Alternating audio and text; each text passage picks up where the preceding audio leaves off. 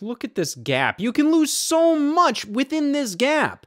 For one, my shit. And I don't think I'm the only one to lose their shit within the Joy-Con's D-pad, or lack thereof. I remember during the rumor mill before the Nintendo Switch was revealed, back when it was codenamed the Nintendo NX, and a rumor came out that the NX would not include a D-pad, instead do something similar to what, like, Sony does. You know, instead of the plus configuration that every Nintendo console has had up until this point, we would get 4 separate directional buttons. Gross! Listen, that setup works just fine on PlayStation, but, you know, Nintendo was always the king of the D-pad controller, and just the thought of them just getting rid of that for God knows what reason, you know, it rose some concerns. But hey, this was in 2016, during the Wii U era. We were already concerned. So yeah, f it, we can race some more. There were rumors about detachable controllers and whatnot, and how they would act as 2 separate controllers.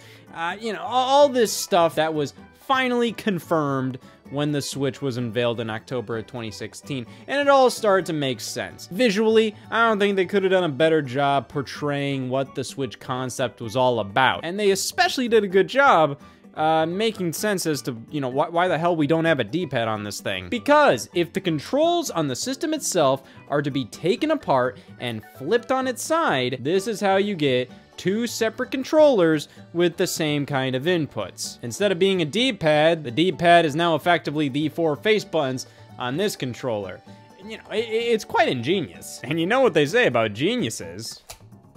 Doctors hate them. I respect this idea far more than I actually, like, enjoy it, because it kind of adds to the whole concept that the Switch is like a jack of all trades and a master of none. You know, it does all these different things. You can use it in all these different contexts, but, you know, every single one of them is a little gimped. And when we play the Switch with the 2 Joy-Con together as 1 controller just for 1 player, like so, using this as a D-pad, it's lame as hell. I gotta be honest, in any game that I would usually use a D-pad in, like a 2D platformer or whatnot, I'm just gonna use the joystick up here. Because yeah, it's not ideal, but it has such a limited range on the Joy-Con here that, you know, you can make very quick, precise movements. And frankly, I would take it every day compared to using these 4 face buttons. The only time that I actually use these is when I have to. Like in something like Tetris 99, you know, that you need to use the D-pad in. And you know what, like, I'm cool with this D-pad for Tetris, because hey, with 4 separate face buttons, it is a lot harder to kind of, you know, mess up your movements in a game like Tetris. Whereas in comparison, when I play that game on the TV with the Nintendo Switch Pro controller, the D-pad on that controller is also not very good. Just lots of opportunities for misread inputs here. As much as I'll hit left and right, there's a very good chance that the Switch Pro controller will read me hitting down instead. It's just not a very precise D-pad, which is a damn shame, because it turned out that either solution on the Nintendo Switch, it's not great for D-pads. This is not very comfortable to use. It's not very fun to use. This just doesn't work very well. And it's such a damn shame coming from the company that pioneered the D-pad as we know it today. Now with that being said, there's a bunch of different solutions on the Nintendo Switch for controllers with actual D-pads. One of the most popular modifications done for Nintendo Switch Joy-Con is putting a D-pad on here. And then you have controllers like the 8-bit DO controllers, which are just these wonderful classic style gamepads. And they have so many different ones. I mean, you can do like NES style, SNES style. Then they have ones that are much more modern and just genuinely great controllers. I mean, they make some stellar stuff. So, you know, if you really want a D-pad, you got options. But what if I want to play in handheld mode with a Joy-Con that looks like I'm the badass kid at the 5th grader's lunch table? This is like all the designers of every Mario lunchbox I've ever seen came together and said, "F it, we can do controllers too." The D-pad controller. Yeah, so I remember when this got announced. This got announced in like 2018, and it's done by Hori. Now, Hori's done a lot of different accessories in the past. Some of the best accessories ever. They did the Hori mini pad for the N64, which many prefer to the actual N64 controller. Then there's the Game Boy Player controller for the GameCube. They did some great GameCube controllers that you plug into the Wii remote that they released around the time of Super Smash Bros. For Wii U. Those were really good. They've made some pretty good stuff, and a lot of the time they work in conjunction with Nintendo, and they make officially licensed accessories. Hell, they even made the official Pokken Tournament gamepad for the Wii U. Now, this was based off of the controller that was featured on the Pokken Tournament arcade cabinets, and oh, would you look at that? I'm pretty sure these are the exact same goddamn D-pads. How resourceful, which is ironic considering this uses no resources. This right here is no Joy-Con. It is a D-pad controller, bitch. This has no vibration or motion controls. It doesn't use anything. It doesn't use anything. But another thing I find strange about this accessory is how they've never color-coded these to actually match any other Joy-Con. No matter what variant of the D-pad controller by Hori you buy, it will not look like any other Joy-Con. It will always look mismatched as f***.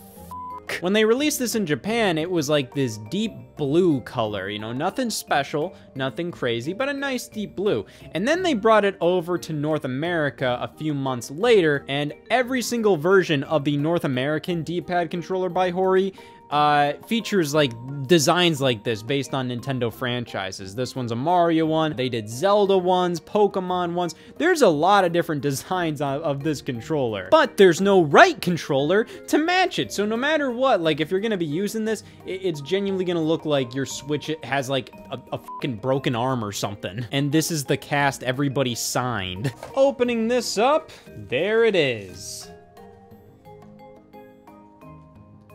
Well, I don't know why I wasn't expecting this to be slightly transparent here, but it's a pretty cool look. And yes, this looks pretty damn identical to any other Joy-Con, but then you take a bit of a closer look. They have these ever so slight design changes. For one, on the back, the release button is a part of this raised piece of plastic.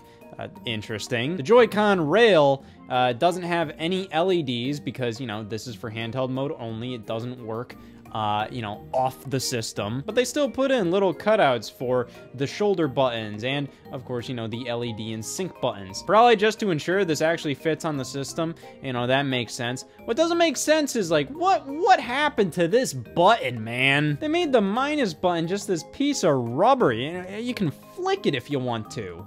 That's up. Same goes for the capture button. These are both like a weird kind of rubber. Holding this side by side with a right Joy-Con, you know, they don't feel one-to-one, but the things that you want to feel as close as possible do feel close enough, you know, stuff like both of the triggers, and especially the analog sticks. If one analog stick is like completely different from the other one, you know, that might be a little weird. Then again, I grew up with the GameCube's peg leg of a C-stick, and I turned out just fine. And on that note, back to talking about the D-pad controller L for another 45 minutes. But the comparable buttons here all feel close enough. Not 100%, these obviously feel cheaper, but they do the job. But of course, we gotta talk about the star of the show here, the D-pad.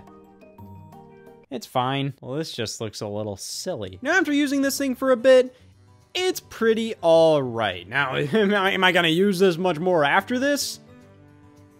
I think this controller's main problem is that it's completely situational, even down to its design. You know, no other Joy-Con matches it, so it's kind of like, yeah, just pop it on when you want to use it. You know, this does kind of bring back memories of, like, what a lot of people thought the Joy-Con, the interchangeable controllers on the Nintendo NX, when that was being rumored, what that could be. I remember people thinking like, oh man, you could like have like GameCube controllers that you slide on. You could have different styles of controllers. You could have like a fishing rod and on like one end or something. This kind of brings that concept to fruition where it's like, hey, are you playing a 2D game? Then smack on the D-pad controller. But even then, you know, this isn't completely ideal. It is very much a solution that is not meant to be perfect whatsoever. It's just supposed to get you down and dirty with a traditional D-pad. And the D-pad itself, it's pretty nice. I think the main thing that throws me off is that it is not completely like other Nintendo D-pads, of course. Why would it be? It's made by Hori. But consistency, it feels very close to the Wii U gamepad. Just a nice big D-pad that's soft, but not too soft. You know, if you want a comparison, you have the Nintendo DS Lite, right? The buttons on that thing are like, they're like fucking pudding. In a good way. Those things are crazy, crazy soft to press down on. You don't get much tactile click like you do with the Joy-Con button here. You hear that? Because everybody else in the neighborhood can. The Joy-Con button are very much like, let's say, a Nintendo DSi. From DS Lite to DSi, that definitely shows you the major difference between softer buttons and clickier buttons. And much like everything in life, I think the answer lies in the middle if you want the perfect button consistency. That's at least my opinion, and I feel like this has a really good grasp on like what a good feel for buttons and D-pads should be. The main problem is that it's not shaped like a traditional Nintendo D-pad. It's got some curvature to it, so when I'm using it, you know, I'm just, it's a little weird to get used to. I don't know how to describe it. But I think it's a pretty damn solid D-pad. And that's all this controller really does well. I mean, to be fair, that's what it's meant to do. But like I said, this is a super situational controller that you're only gonna pop on when you're feeling like playing a 2D game. And even then, I honestly find that the Joy-Con D-pad is actually ideal for something like Tetris 99. That game, the D-pad is the only way you can move the blocks around. And just having the separate buttons does make it a lot less likely I'm accidentally gonna press the wrong one. Whereas with something like this, it's far more likely I'm accidentally gonna, like, you know, accidentally hit down when I'm going, you know, to the sides. Now, you know, it's far less likely that's gonna happen compared to the Nintendo Switch Pro controller, which that's a genuine issue with that controller. It's the fact that the D-pad on that, it's so damn easy for it to misread inputs. You know, you go to the sides and it accidentally reads it as down. You know, that's not necessarily a problem with this one. It's just, it's easier to do that because, you know, it's much more like you're rocking back and forth. You know, you might accidentally do a diagonal. With these, you know, it's way harder to do that. And like I've said, I honestly have gotten pretty used to playing 2D games with the Joy-Con's thumbstick. There's just such little movement here that I found that, yeah, like I can play a 2D game with this fairly reasonably. But if I'm feeling a very traditional 2D game with a very traditional D-pad, this is pretty damn good. Other than that, it does the job. The buttons all feel close enough, but still like slightly different. You know, the fact that it doesn't have motion controls, it doesn't have rumble, you know, that's kind of rough. It would be cool if you could just use this as a traditional Joy-Con. It would be cool if Nintendo just made a traditional Joy-Con with a D-pad. You know, I think this should still definitely be the standard because so much of, like, the Joy-Con's identity is the fact that, hey, these can be two separate controllers. But, you know, at least offering something like this in an official capacity, that would be great. Like, if this could come off and do its own thing as a traditional Joy-Con, then this would 100% be my daily driver. This would always be on my Switch. But as it is, like, I'm sorry, it's kind of just like a once-in-a-while novelty. And that's not even considering the issue these had at launch. Apparently, like, back in 2018 when Hori released this, there was a bug with them where if you left it on your Switch in sleep mode, it would drain the battery life from the Switch the entire time. They fixed that since then, so I'm not gonna judge it based on that. It's just kind of silly. But I like this controller. It's a cute little addition. It's nothing too expensive. It's always gonna be like under 20 bucks, so, you know, why the hell not? If you play a lot of 2D games, it does the job. It does what it says it'll do. It gives you a D-pad controller for your Nintendo Switch. And holy f***, it's compatible with the Arcade Archives line!